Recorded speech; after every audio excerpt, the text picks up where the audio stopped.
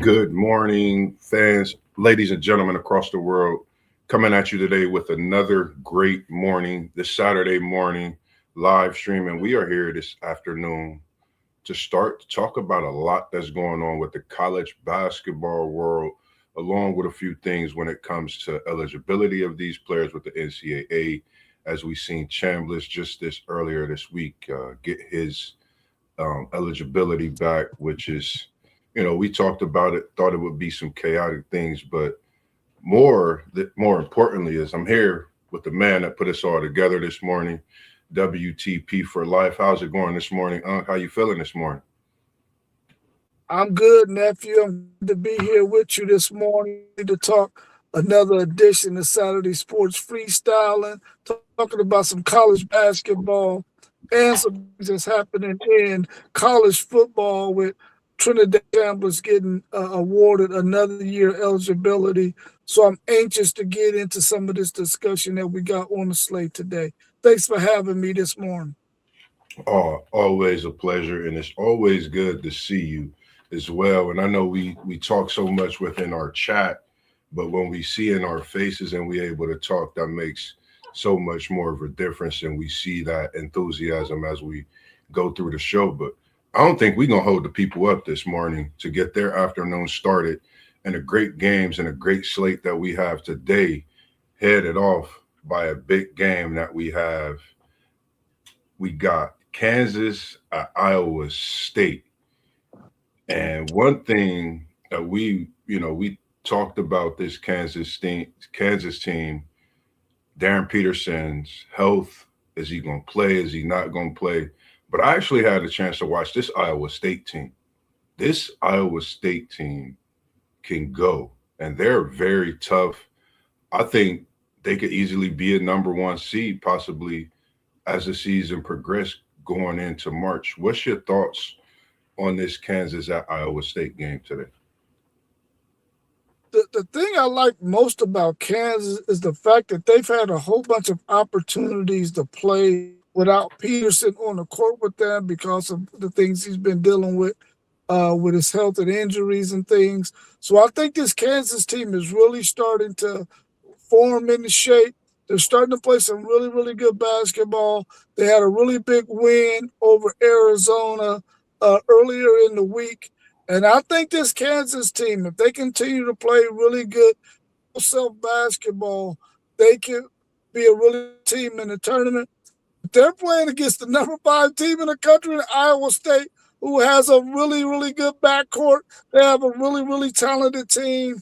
I think they're going to have their hands full against this Iowa State team. I'm taking Iowa State to beat Kansas today. I think that this Iowa State team at home is pretty unbeatable. And we also got our man, one take, Zay, in the building. How's it going for you? And good to see you in the building this morning, one take. Can you talk to the people? Let us know how you feeling this morning. Hey man, no mistakes, no retakes. That's all it takes is one take. Zaya in the building. How Yes, it do, my people?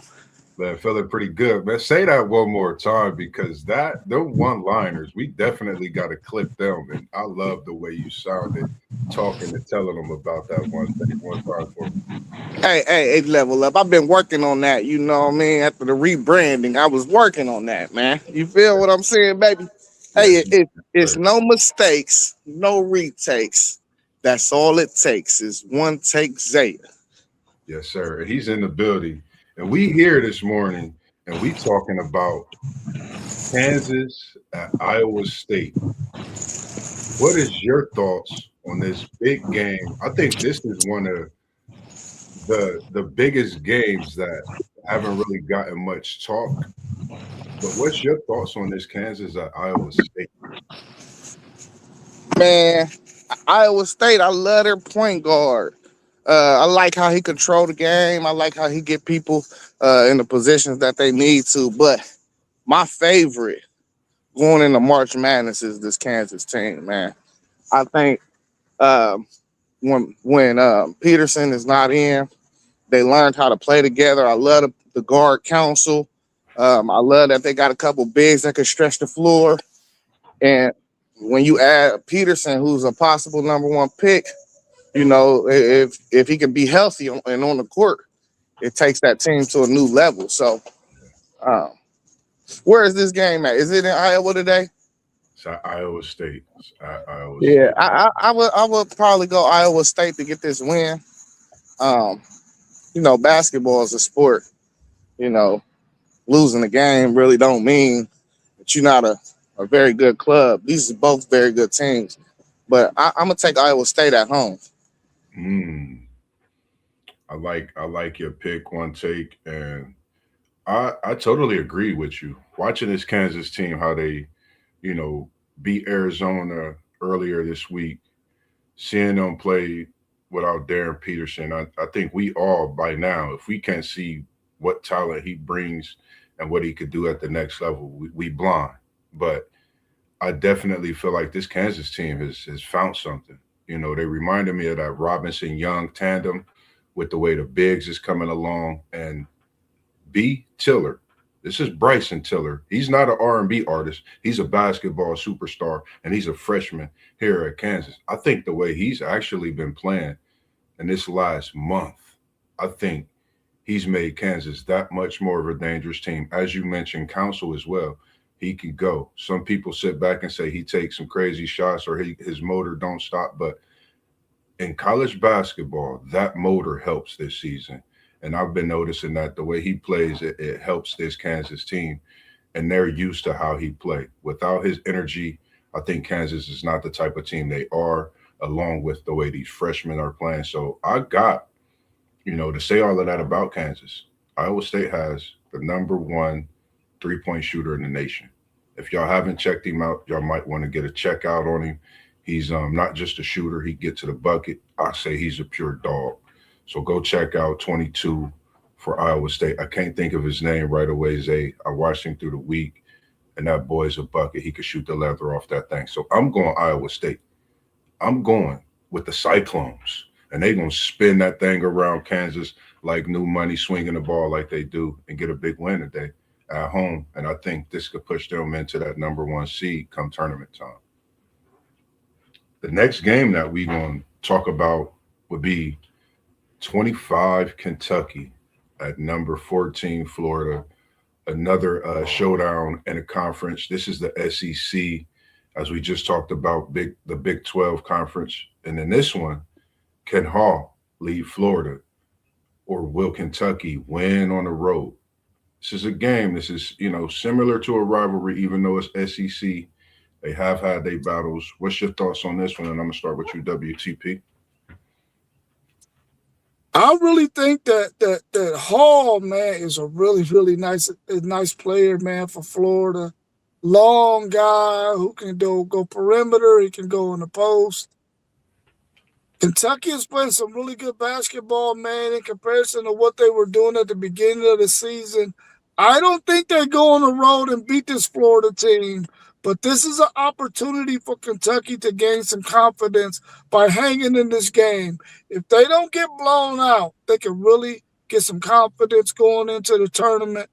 I like Kentucky to keep it close, but I got Florida and Hall winning this game by at least 4 points.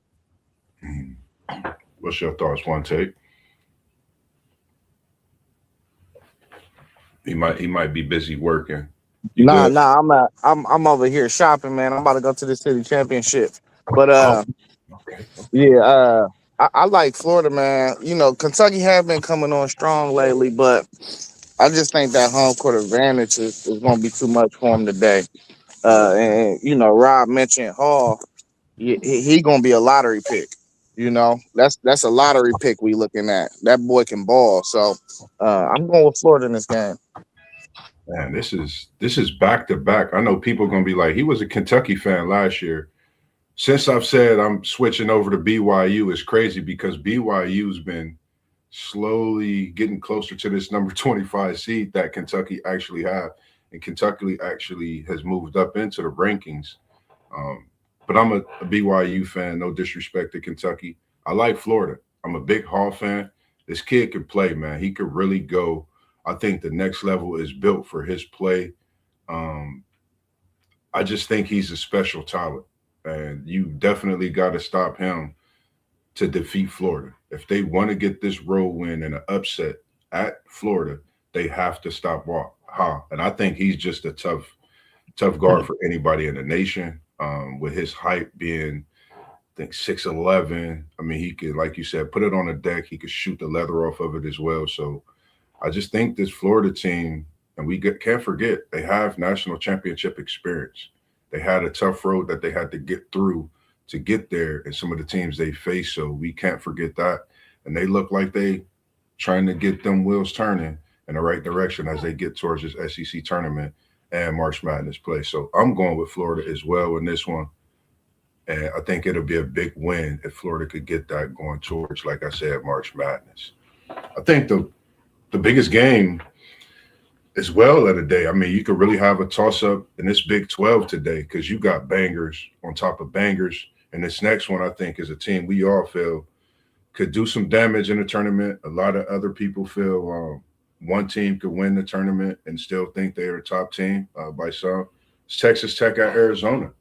Well, Arizona bounced back against a tough Texas Tech team, or will we see a stretch that we never seen happening? Based on what we've seen out of Arizona this year, a lot of people didn't think that they would have taken that loss that they did last week, but it was a trap game, in my opinion.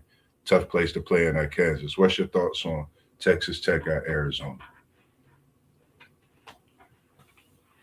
If this thing was in Texas Tech, in Lubbock, I would give Texas Tech a chance to win this game. I think they're going to play really, really good in this game because of the level of competition they're going to be facing. They're going to be up for it because they're one of those teams that they're not going to shy away from no competition. I really like this Texas Tech team going into the tournament, but I just think being on the road, Arizona losing to Kansas, they're going to be ultra focused. They're not going to make the mistakes that we saw them make against Kansas. And I think they win this game probably close to double digits, man, because I really don't think they're going to lose focus in this matchup because that Texas Tech team is not a team you can overlook. And I don't think Arizona would do that. So I'm picking Arizona to win this game by almost double digits. Ooh. What's your thoughts, Monte? Yeah, I like what Rob was saying, man. Listen, when you play this Arizona team, you gotta damn near bring your A game, bro. And I just don't see Arizona doing it today. I mean Texas Tech doing it today. So I'm going Arizona. Like, even if this is the crazy part about Arizona too. Even if they don't play their best game, you still have to play one of your better games to beat them. And that's what makes them so dangerous, bro. It makes them real dangerous. Man, I like what it's like. Texas Tech is reminding me of how Houston was trying to get there, trying to get to that championship. You know, and my thoughts was, is this that year that Texas Tech can get over the hump? But then they got to face this tough Arizona team today. This is a tough team, Arizona.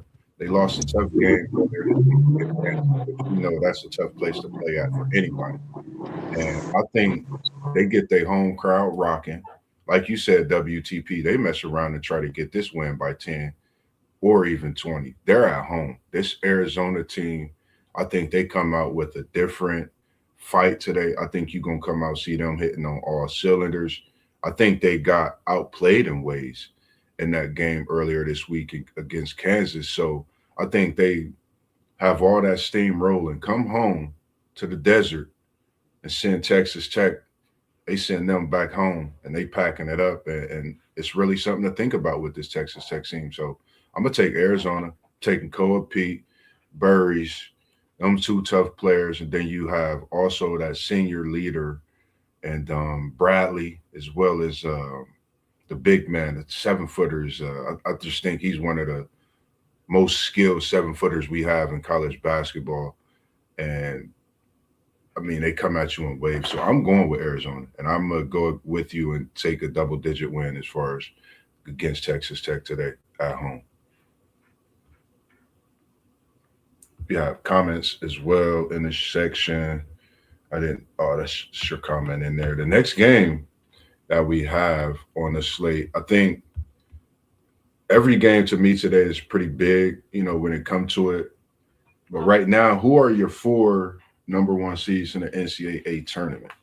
As we inching closer and closer to March, who are your four number one seeds? And if you are in the chat, we appreciate you tuning in and watching. And make sure you type in your comments as well. Who do you feel right now are the four number one seeds?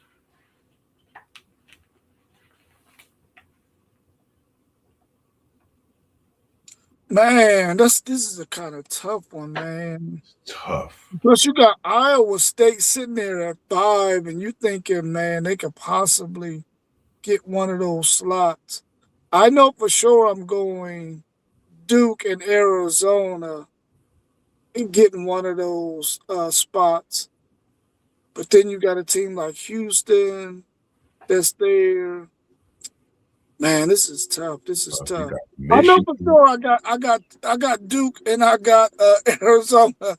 I'm gonna have to think a little bit more on the other two. I'll come back with the other two maybe here in a little bit if I can think of somebody else that might steal that spot.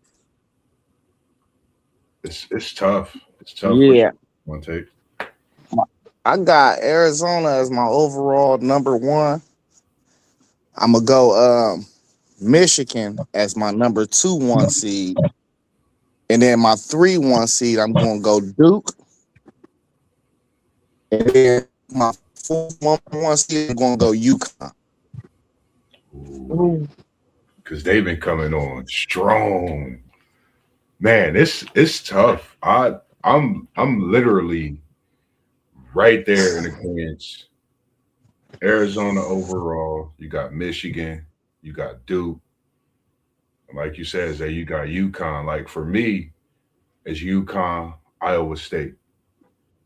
Like after watching last week's game, I'm gonna go Iowa State because I didn't see UConn last week.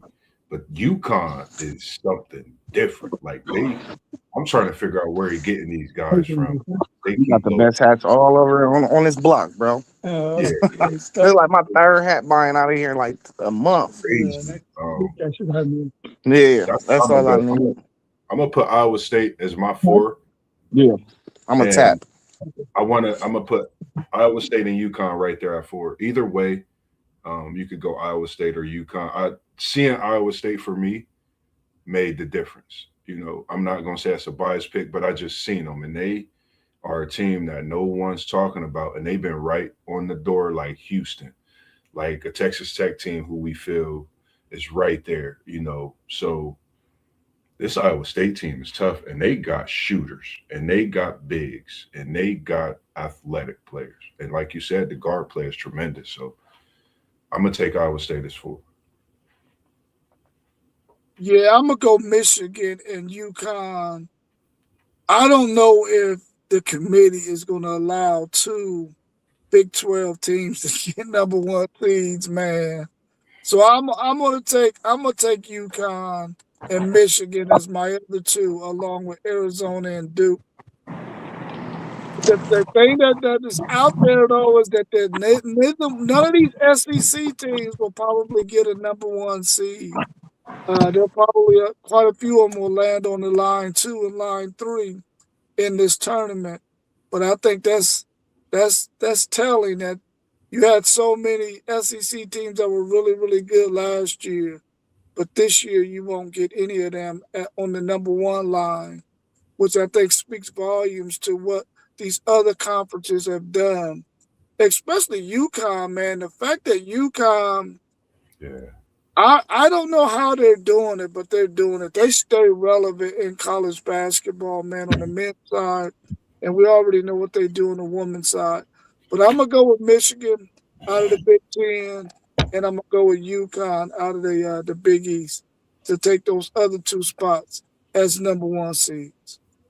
So we got Arizona, Michigan, Duke, UConn. Pretty much is what we're looking at with Iowa State being the team that could possibly sneak in there. But like you said, it'll be crazy Anything's possible, as KG said, and it's a true fact. But man, this Michigan, after the Trey Burke jersey retirement, creeping back up into national prominence. No one's seen this happening. But just to speak volumes about this Michigan team, when you get a transfer like Lindenborg, if I'm saying it correctly, to come over from a school, such a small school, and make such an impact. This Michigan team seemed like they've reloaded, getting Cadeau, bringing Cadeau in from North Carolina as well. So some of these schools, the portal has definitely been great to them. And for me on the college basketball side, I don't know about. It's weird because for me on the college basketball side, I've been having this thing to where, man, I like this portal, how it's changing the game on the basketball, but on the football side, I don't know if it's doing the same. What's your thoughts on that? The How the portal's playing a part in on the basketball side, and on the football side is. Have you both thought about that in any way? I think on the basketball side, man, I really like what the portal does for the game of basketball in college because you have so many players and basketball is a sport that that can have a lot more parity Yeah, than football does. And the fact that you got all of these smaller schools that got players who can really play, bro. I mean, they can really play. And they have an opportunity to get to a Power Four school in 2 years, maybe possibly playing at a lower level school. I think that is phenomenal, man, that they can make that kind of transition after playing at a lower level school. We see it some in football as well. Um, but not maybe at the magnitude that you can see it in basketball. The only thing is basketball only got maybe 12 to 15 players on their team where college football has now 105 scholarships. So you're going to start to see that happen a little bit more with those smaller schools, especially if a school wants to develop a guy that they can have to play 2 years at their school after they developed him for a couple of years. But I like what it does at the collegiate level in basketball because you finally get to see some of these smaller level school guys make it to the Power Four, especially if they go to a really prominent school that makes it to the tournament. And you get to hear this guy's story or this young lady's story who played at a lower level school. Now they're at the Power Four and they balling out, man. Much like we seen with the kid from Florida last year. yeah, agreed. What's your thoughts on this one, Tay? Yeah, I came to the consensus, man, of I don't like the portal, quite frankly. I think it needs to be some parameters. I think guys should get one free transfer, and then after that, you should have to sit out a year. Um, and that's it's just too much movement, man. It's too much player movement for me, bruh. So I don't know. I think that's a good solve right there. You let a kid transfer one time, that's your transfer. Then after that, you sit out a year. I think that's a good solution. Oh, Yeah, I agree with you. One take on that. It definitely got to have parameters in terms of guys being able to move willy nilly like they doing now. They need some parameters. So I agree with you on that for sure. yeah, and just real quick, the reason I had mentioned that because I watched Michigan last year. I watched them this year. They got a great freshman in McKinney. Who people don't really talk about a lot. And when Lindenborg, coming from UAB, he was over there leading his team in almost every statistical category. You come into the Big Ten conference, and you're a part of something that's just just moving. So, that's what made me, bring that question in there as well, and knowing that the portal has been very good to them. You get a point guard from North Carolina, and you get a wing from UAB, and that blends to y'all being, top of college basketball. So that was one of the main reasons of, that question. And it's just something to talk about as well. Definitely seeing that across the country. Out Yeah, of I one, mean, Let me add one more thing, Mark, real quick, Miles Borg. When you look at this team, the Texas, who I follow, they only had 3 players from their previous team last year that's on this roster this year, man. So they had to bring in 8, 9 new guys, man, into Texas to play ball because of all of this freaking movement, man. To Isaiah's point, to one take Isaiah's point, that man, guys are just moving willy nilly, man. And for a team to only retain 3 of their players and had to go out and get 8, 9 more players, It's crazy. that's one heck of a burden on a coach and an organization to have to do year in and year out. And that's probably going to be the norm for a lot of schools, especially schools like Texas who really aren't basketball schools. Yeah, it's man. I just thought like when you go get 8 to 9 players, that's like you got to go fill an NBA roster in the off season. Then you got the NIL, and we talk about this.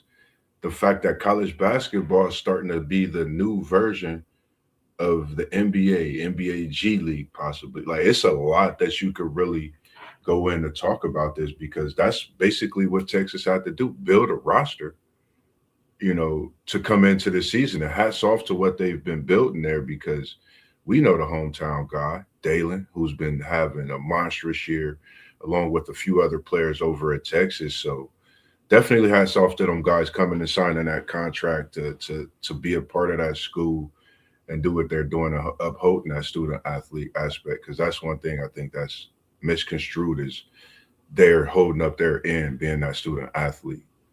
And speaking of student athletes, we have switch the gears real quick and talk a little bit about a quarterback that I'm sure everyone has heard a lot of the news.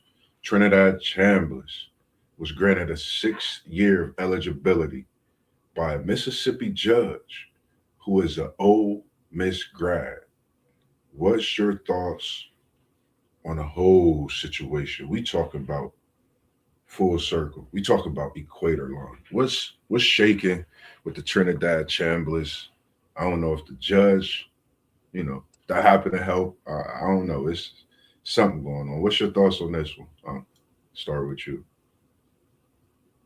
I mean, anytime you got a guy who is trying to petition for another season and they're going to court to get that ruling, and they do it in the same state in which the guy plays his athletics, I think for one that should not have happened. He should have had to go somewhere else to get this ruling done. And you can't have it a judge who was a graduate of the freaking university where this guy's trying to get another year. I mean that's a red flag too. Um, it's not that I don't want Trinidad Chambers to get another year. I just feel like once your time is done, it should be done, and the next guy should be able to roll in there. I like I said in another video, I don't think that he should have gotten another year. I think that he should have had to have gone to the NFL. But now it looks like maybe it might be too late for him to enter the NFL draft because I think his paperwork would have had to already been in. So he's going to come back for another year. I guess the NCAA might fight it, but I don't like the fact that it was done in the same state in which he plays ball, and it was a judge who happened to be a grad of Ole Miss. Yeah, I think those was a couple red flags in the situation. One take. What's your thoughts on this? I know you really key in on a lot of these situations that happen behind closed doors. What's your thoughts on this one? One take. I know you've been waiting to get to on this one. Yeah, so man,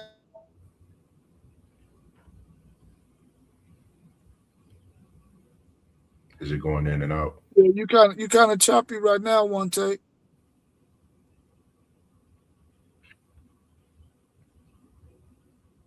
Yeah, maybe you need to answer Musburger and then see if we can get him back. Yeah. Mine was like for can y'all me. hear me? Yeah, you better go ahead. Oh, my bad. Yeah, like I think Chambliss deserved his injunction, but when you look across the landscape of college football, it's a whole bunch of guys that don't be deserving it. Yeah. Like somebody said it on the stream. Dude got granted a ninth year. Like, come on, what we doing? What are we doing? Like, at Yeah. least Chambliss, you know, a red shirt. We've always been familiar with a red shirt year and a medical red shirt year. Them are in the parameters. Yeah. But a ninth year is unexplainable. It's no explanation for a ninth year. So I don't know. I'm waiting to see what's going to happen with Joey Aguilar. And, I think that'll give me a little more clarity. I think the NCAA is in the process of trying to, kind of start enforcing their law of what they got going on. But we'll see what it's going to start looking like after this ruling for Joey Aguilar. Man. It's like I don't. If he hurt, I get it. If they can't play because they're hurt, I get that whole situation. Now, when that eligibility is up, it's just time to go ahead and do what you gotta do to get to the next level. Um, that's where I'm at a point of being with this. Um, and a lot of these situations when it comes to the eligibility, I think when we spoke on it before, that's one thing we talk about. When your time is up, your time is up. Um, we understand the injury aspect, but then that takes away from someone that's actually, they might have been a 1 star. They might have walked on and they get in their shot to be this athlete. You never know. Some of these situations could cause them to not continue in being that athlete that they came to be. So it's just I hope they get a hold of it. And once again, I don't think the NCAA has control over anything. That's what it's starting to seem like because we thought they would, but now going back, it's like they're going to have more eligibility coming with the Joey Aguilar situation as well as another quarterback I think we had in there. So it's just something that I think they, like we said, have to get a hold of fast, man, before it get out of hand continuously every year. Somebody gonna want an extra year. Yeah. It seems like the injury is the biggest elephant in the room, if you will, Yeah, because we already know red shirt is going to happen, and everybody seems to understand and be okay with the red shirt. The injury or the medical thing is the thing that is up in the air, and they got to have all these rulings on this the injury stuff. The thing is, you've had so many players who have been awarded a 6 year because of injury, and then another guy who comes and doesn't get it. It just doesn't seem fair.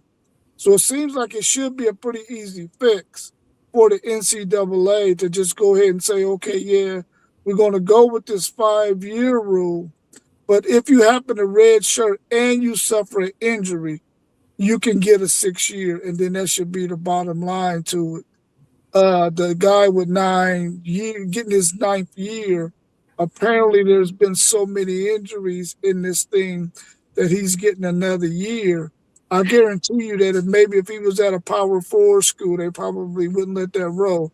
But the fact that he's at Montana, they probably don't really necessarily care. But if you think about it, this guy 9 years, he's probably almost 30. So it's like come on, man. Don't you want to go out there? Because right now you should have 100 degrees. You should be able to go out there and make some pretty good money in the professional field. But I think the NCAA, the, it's already set.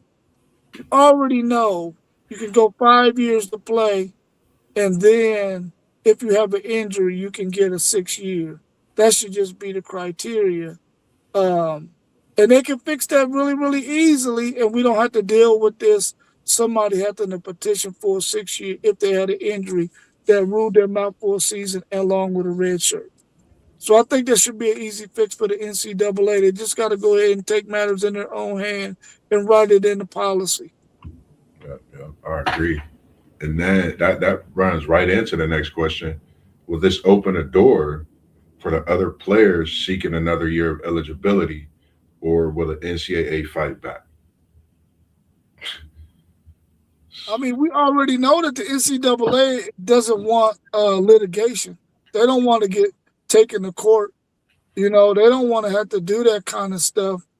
And so I think they could really help themselves, especially in the case of these 6-year things, by go ahead and writing that thing in the policy, man, and not even have to rule on it. The guy was injured, don't even rule on it. He get a 6-year.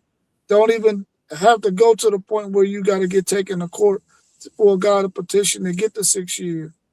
But then, of course, you know what's going to happen. They're going to be wanting the 7th year. So you know how that's going to go. But they got to go ahead and fix this thing, man. And I think it could be a pretty easy fix if they go ahead and write in 5 years to play. You can get a 6 year if one of your years you redshirted and you were injured for a year. So if it's 2 years you sat out, you can get a 6 year. I think they can fix that easily. But we know that it's going to help.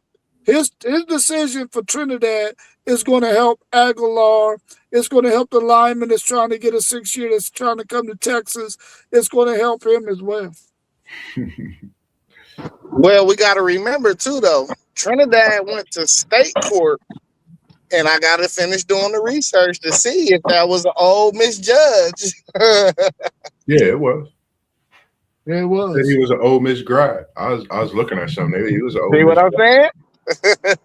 Politics, baby, politics. We love it. Right, Yeah. right.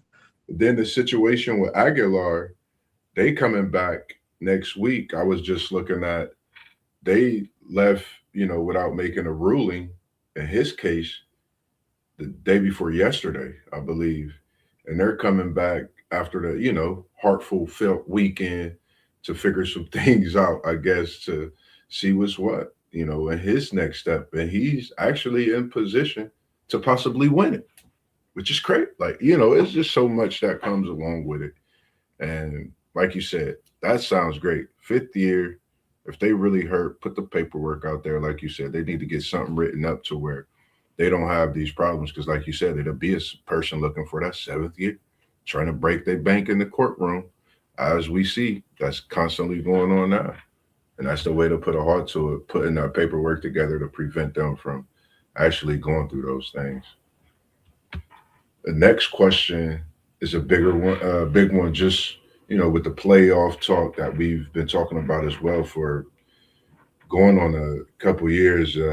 We talk about it a lot, almost every day within the chat. Said, what's your thoughts on the document circulating around the various college football coaches and commissioners about going to a 16-team college football playoff to a 24-team college football playoff with no conference championship games?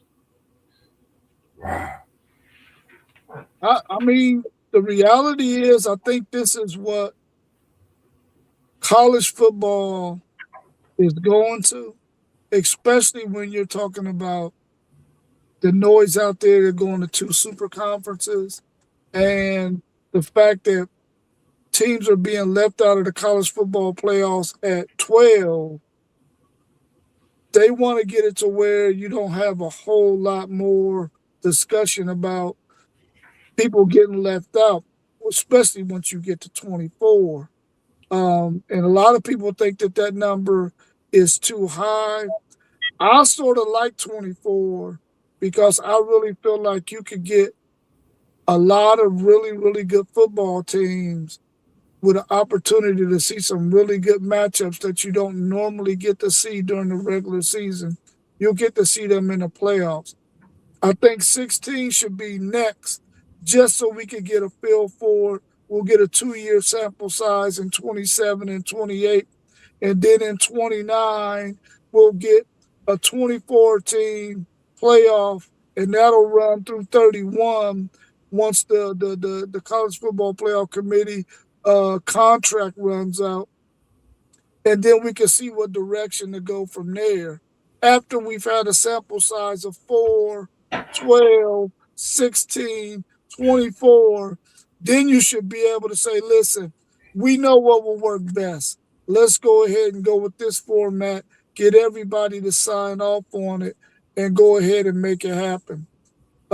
So I think if it goes the way that they want it to go, which is to 16 and 27 and 28, and then 29, 30 and 31, 24 teams, we can really get to see what that looks like. And as far as the going to 24 and no conference championship games, I think a lot of, and I'm one of them. I want to see the conference championship game go away. I don't want to see that thing being played anymore. Simply because I don't want teams to risk another player getting injured in that game, and then they got to go and play in the playoffs. And now they're handicapped because one of their key players got hurt in that game. So I want to see it all play out, but I would have liked to see them go to 16 this year. But we don't have a big enough sample size at 12 after only 2 years. Yeah, I agree. What's going on in the chat, SEC Sean? It's good to see you in here this evening. Tell us who won that great race and all that good stuff. I got to tune into the stream. I've been a little busy the last couple of days, of course, with work, but we'll talk about that more in the chat, I'm sure, if y'all got my message on the late night side. But other than that, man, for me, really, I totally like I'm for exactly what you for. I feel exactly how you feel. I think it's just going. We'll see a similarity of those BCS bowl matchups that we seen way back in the day. Those matchups you don't get to see a lot, and I think that brings a different volume and crowd as well. You know, we want to see those type of matchups over the usual teams that we see to where we know the possible outcome more so than just seeing a banger, as we call those great games. So I hope, like, I totally agree with that. That's something that I felt. I like to see 16 to 24. It just gives us a better glimpse, and we see with the conference championships that really haven't done much in the last few years, really since the playoff, but had this SEC Big Ten battle where Big Ten has really won the last championship. So let's throw all that out the window. Let's do a 16 to 24. Let's see what we could come up with and see if it's better. He said Chandler Smith run a truck race. Top five were less than 1/10 of a second apart. Wow. Wow. Like that's crazy. That's crazy. So I know they was really out there going crazy on that track, man. Um, anything that we haven't hit on anything when it comes to All Star Weekend that you're looking forward to tonight? Your boy over in Philly, Rising Stars champ, VJ Edgecombe. What's your thoughts about your young man, the rookie sensation, VJ Edgecombe, to switch gears a little bit over in Philly, the city of brotherly love? Do you think it's really time for Embiid to go? Because Edgecombe is here. Yeah, man. I was really big on MB getting shipped out of there, and maybe with the season that he's having right now, he will garner some attention in the off season. I really like Edgecombe. I had to have a couple of people had to educate me on Edgecombe because I wasn't that familiar with him. And so my son, of course, was telling me about him, and a couple of other Philly fans was telling me how nice he is, and I really like his game. I really like that backcourt tandem with him and oh, his name slips my mind right now. But anyway, I like that backcourt tandem with Escom and the other fella. And if Embiid can continue to play the way he's playing, man, I mean, let him go ahead and finish out his career in Philly. But I was one of those fans who wanted him to get shipped out. But now that he's playing so well, I don't know. We might be able to make a playoff run. You know what I'm saying? Hey, I guess I'm flip flopping. What's your thoughts on that, Zay? Is Edgecombe here to make a lot of people go back and think about how they drafted an NBA? Because a lot of people really didn't have him high on the draft board. I think he was a talent in college. I think he's come into the NBA and shocked a lot of people. But I think he's definitely put a good look on what Philly's future could be with him. And I'm gonna call the new profile T Max, not T Max, T Max, and Tyrese Max Yeah, over in Max, Philly. Max, yeah. I mean, I thought people, respected and loved this game going into the draft. I just don't think he produced as they thought he should last year, and that's probably the reason why he wasn't higher on draft boards because they felt like it was something left to be desired. But NBA draft is hard, man. You never know how these guys is gonna pan out unless they just like a one of one talent, a generational talent that you just ain't seen in a while. And look, I go back to my favorite player ever, like coming out of high school, just followed him all through OJ Mayo. I remember when OJ Mayo was coming through, and they was like, "Man, this is the most hype prospect since LeBron," and the woo woo woo. And he had a good rookie season, but the next year he wasn't playing that well really. Before he got ran out, he wasn't playing that well. So I think it's kind of hard to because every level you move up, bro, the game speed changes. And then there's different variables, especially when you get to the NBA. Are you put in the right situation? So it's kind of hard to really judge some of these guys when you're doing this draft process because certain things just got to go right. You know how they say, what they call it? You just need luck sometimes, a little luck sometimes. So I don't know, man. You just got to keep on evaluating how you evaluate. That's why they get paid the big bucks. Them scouting departments, they get paid a lot of money. These GMs get paid a lot of money. They done seen a lot of basketball over their time, So just trust the process. And I'm glad you mentioned that name, OJ Mayo. It's a name I've noticed been circulating. If you haven't had the chance to even know who he is or watch him, go look up some footage. I had the chance to watch him and Bill Walker in high school before we played in our state championship game earlier in the day during our run. And then I seen LeBron later on. Like, man, that kid was something special. I think he was, man, I just wish he could have stayed in doing what he do, man. Not that he's not doing anything special, but OJ Mayo, go check the footage out. He is one of those guys that could have been one that's still playing today with the high level. And as we talk about, OJ Mayo, and I mentioned just LeBron, the oldest, your GOAT, the oldest with the triple double in NBA history. What's your thoughts on that? I know you've seen it. What's your thoughts on this? That's why he's my GOAT. I mean, this guy is phenomenal, man. I don't care if they say he on the juice or whatever. He still is out there playing at a high level. Now, I would like to see him play a little bit better defense and maybe not argue with those referees so much and just go out there and play. But, man, the guy still has a really, really good high IQ when it comes to basketball. He understands what to do out there on the court. He's going to get you buckets. He's going to pass. He's going to rebound. And he's the oldest to ever get a triple-double. That's why he's my GOAT. He's still dropping stats. He's still dropping stats, bro. I was reading I was looking at KG. I'm infatuated. I love KG's show. And I was watching a short and how he was speaking about Bron and how he said how it's just how he's gracing us with this longevity. I think we really need to sit back and enjoy this. Like I've come to the conclusion of just enjoying anytime I see a highlight, because not just his age, but for him to have been doing this since 6, 7, 8 years old, man. Like for you to be doing what you're doing, I don't care what nobody say, man. I'm at that point.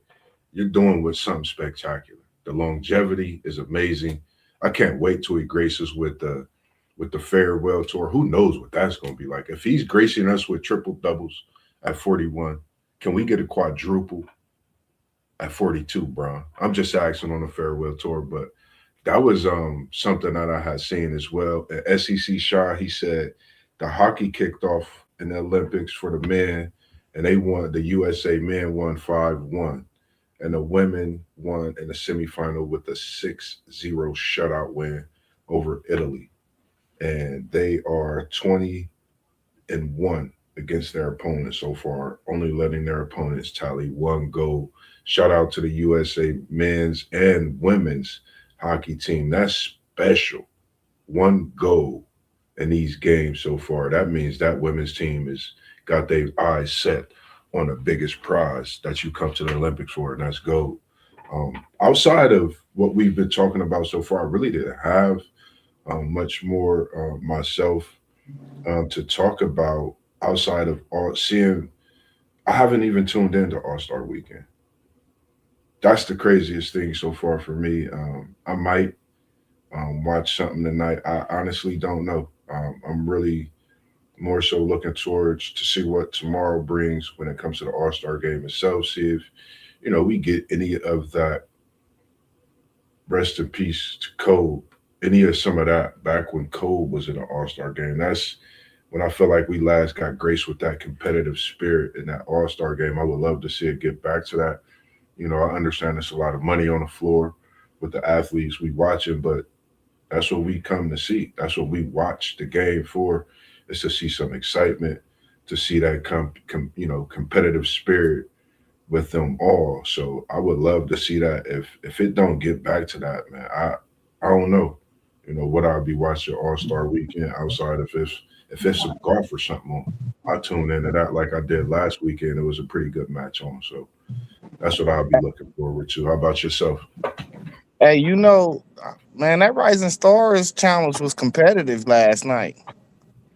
I was actually at work, so I didn't get that's the one thing I would have watched. I'm gonna actually go back and check out the highlights because I've been seeing a couple, but I'm gonna rewatch it and check it out to see how cold VJ Edgecombe really played, because I think that was a competitive game, but I'm saying they won by one for sure. I mean, it wasn't just VJ; they was playing hard for real, though. Like I think once some of these older guys shuffle out and that crew get a little older, they gave me hope last night. That in the future of All-Star games, we're going to see some better competition, because they was really competing last night for sure. I mean, they was trying to make sure everybody left the game healthy. Don't get me wrong, but it was some defense being played. Like, you could tell they wanted to win. And I think that target score is what makes it a bit competitive for real for them. Yeah, I remember. What was it? It was I think when they had. Can't remember if it was Luca and. I can't think. I don't know how I'm missing his name. He got drafted to Cleveland first year. Andrew Wiggins. That year, Andrew Wiggins, when they was going at it in that Rising Star. I love the Rising Stars, actually. I love that more than anything in these last few years when it comes to the All-Star game, honestly. Like the 3-point contest when Curry and Suki did they shoot off, I watched it, but the Rising Stars is the thing that I really like most for real as of late. One take, Zach, you said target score. What does that mean?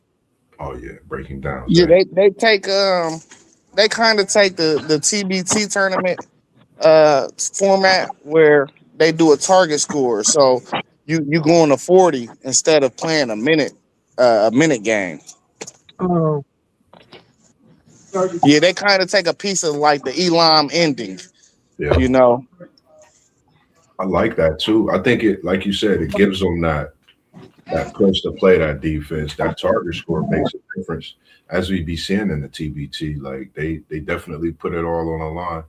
You know, when you got that target score, you know what you got to do. You can set yourself up, run plays, and all those great things. So yeah, I definitely agree with you on that. I like it. I mean, when you think about pickup basketball and you got that target score, boy, hey, listen, Woo! when somebody gets close to that target score, you know that thing heats up, bro. And that Man, defense get a little bit stronger, it get a little bit tighter, get a little bit more physical. So yeah, yeah, I like that. I like that idea of having a target score. I That think is definitely nice. yeah, for sure, for sure. I like it. Anything else out there? Talk to him about what you about to go tap into. FanDuel's one take Zay. Where you Man, I'm been? up here. I'm up here at East already. I mean, I shouldn't probably say this on stream, but I kind of snuck through the back door. You know what I mean? Hey, I got my badge around my neck. I got some keys in my hand. I look like I'm working. Go check that trophy case, man. Give us a glimpse of that trophy case, man. That 2001 squad. See if you see us in there. See if you see that They in upstairs in the office. I'm downstairs right now. They there. upstairs. I seen it though. I seen it. Hey, East and Linden got the little football trophy that they play for every year too, man. They need to Yeah, start more trophies like that. yeah. I can't remember the name of the trophy, but it's on the trophy up there in the office. You know, it's holding down. It's residing at East High School right now. Yeah, I thought you'd be proud of Yeah, that. come on, man. Come on, man. Come on, man. You know I'm alumni, man. I ain't graduate completely. I ain't afraid to talk about it, but I'm Tiger all day. The '01 brotherhood is still in effect, and I'm in the process of talking to the guys, and I can't wait to bring that show to us all this year, man. I'm talking to some of the coaches, some of the players. We gonna come in, man, and just have a talk. I was talking to my cousin about some of that stuff as well. Like I man, I miss high school basketball so much, man. Like when I be going to the games and when I'm watching them with T1, shout out to U City League TV, doing an awesome job, man, and what you do, bringing those live streams to us. And he popped into the Berg last night. That was groundbreaking, you know, because that's something we talked about. And to see him at an OCC game, Reynoldsburg, Newark, incredible, man. We appreciate everything you do, T1 City League TV, man. It don't really get recognized enough. I would say, you know, in the upper rooms, you know how we feel, but we'll say that for another talk. But it's just great. And our time is coming, man. I know our Hey, time. hey, nephew was balling last night. Yes, He sir. was balling. You hear me? Yes, sir. Hey, look, you gotta He go was get getting me to those, it. you gotta get me those timestamps so we can get that. I can go on City League TV, clip them for City League TV, and make sure that we get those clips because I've been working on my clip, and I do need to go in there and get some clips for City This League one? TV He to said it's post. a silver like a masterpiece. But who we got in the That's City League the one right Championship? here. Is it Afrocentric at Centennial Girls? Yeah.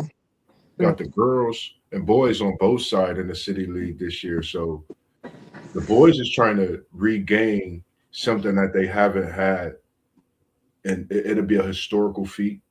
Afrocentric, it's like Afrocentric University over there, the way they do what they do on the boys and girls side. So Centennial trying to come up out of this with the boys and girls taking titles back home. So this is definitely some must see TV.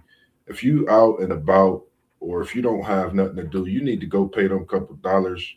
Go to a historical high school, indeed Columbus, East Side, East High School. Check out that City League Championship. It is going to be worth every bit of the time that you spend in there today. And I'm sure City League TV got us coming live from the City League Championship.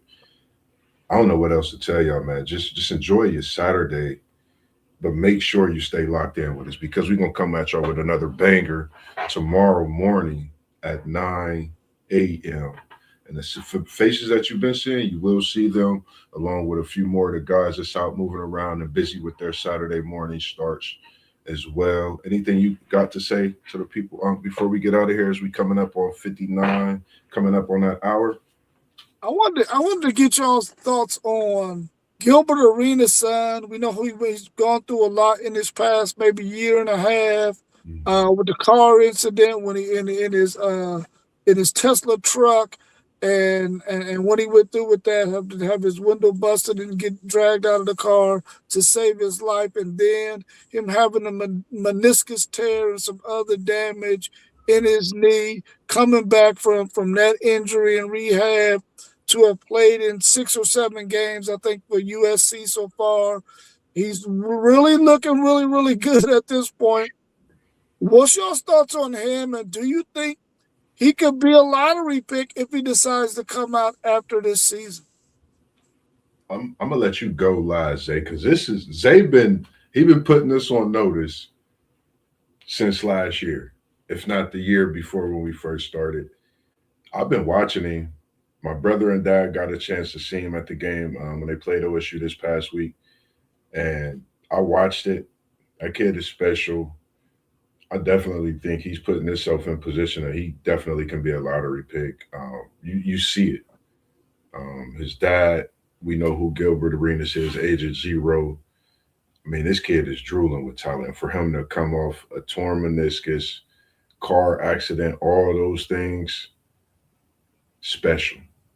Some people are gifted, some stories are different, but I think his is one that we can't wait to see 5, 6 years from now and how special he's becoming as a player as well.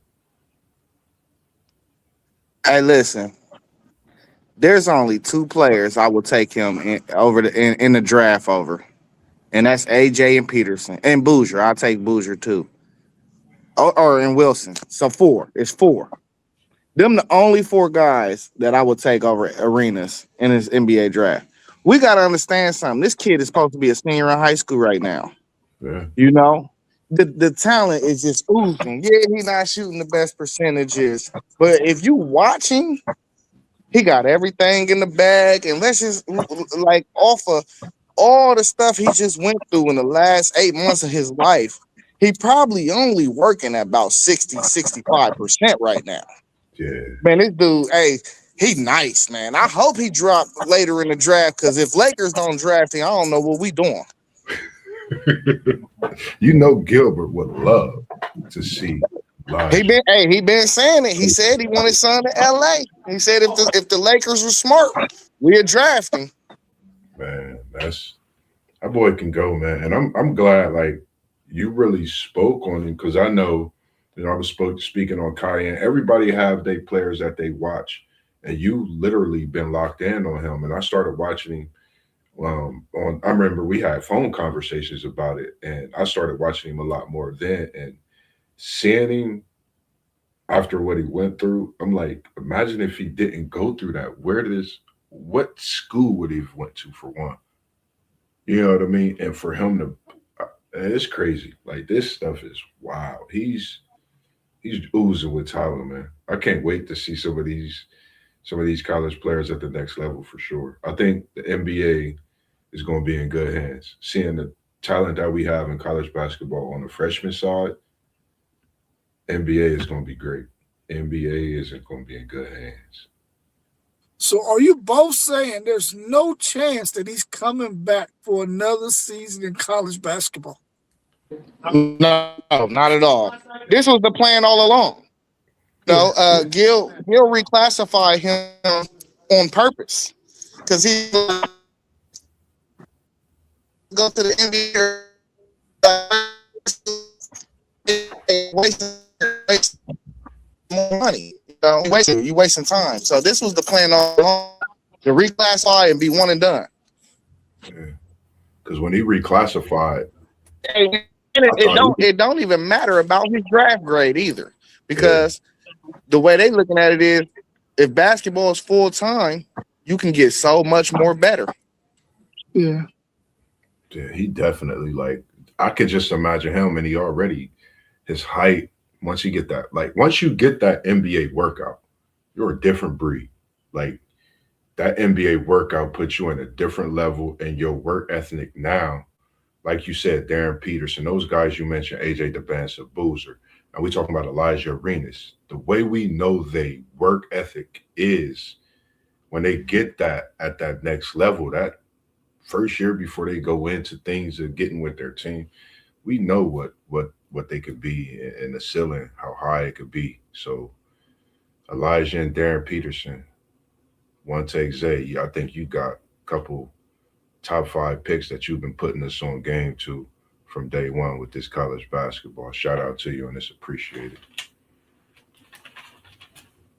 I mean, anything else for you to start this before we get into the days of college basketball tipping off in less than an hour from one taker? Anything else for the people? That's all for me. That's all she wrote. That's all she wrote, man. As we always do, man. We try to come to y'all every day, every evening, trying to drop bangers. So make sure y'all stay tuned in.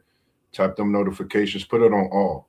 Don't just hit the notification. Put it on all. Make sure it's bzzz, all that good stuff. Because if you notice at the bottom scrolling, you got SEC Sean, you got post game, no specific order. You got post game 86. You got Parlay Poet Blitzberg. You got City League TV. He's on Facebook. He's on YouTube. You have Level Up Sports 10, which is myself. You can check me out. I'm getting that Facebook page together, and I am on Instagram. So if you could check out that Instagram. I've been putting some things together, and you could definitely message me, DM for any of that good stuff as well. And we have the man, the one and only, that put us all together. And since he's done that, it's just been nothing but fun, first and foremost.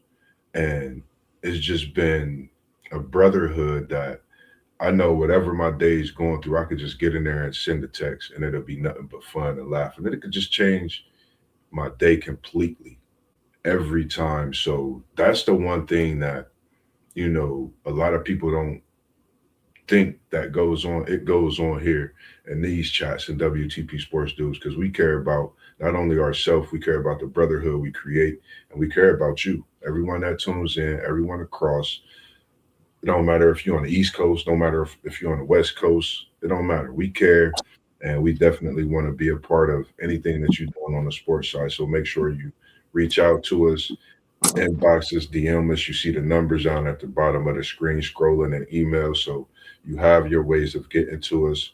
But outside of that, I don't want to chop it up too much, but I want to let y'all get to y'all's normal Saturday as we getting ready to get up out here. And at City League TV, T1 always tell us we was in the building and now we out of the building, as we always do here at WTP Sports Dudes. We hit you with the peace sign and we out.